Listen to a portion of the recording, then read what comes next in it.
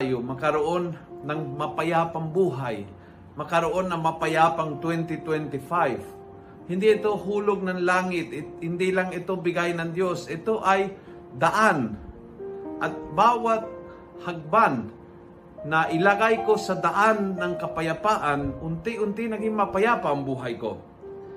Ngunit kapag ako ay patuloy na sumisigaw, nagtaas ng boses, maging masungit o mataray sa mga kasamahan ko, unti-unti mararamdaman ko na nag-slip away ang kapayapaan, na nawawala ang kapayapaan, na naging magulo ang opisina, naging magulo ang tahanan.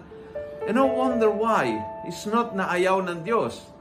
It's that your feet are not oriented sa daan tungo sa kapayapaan. Humingi tayo ang biyayang ito sa huling araw ng ating Misa de Gallo, sa huling araw ng ating paghahanda sa Pasko, na naway magdesisyon tayo maglakat tungo sa kapayapaan.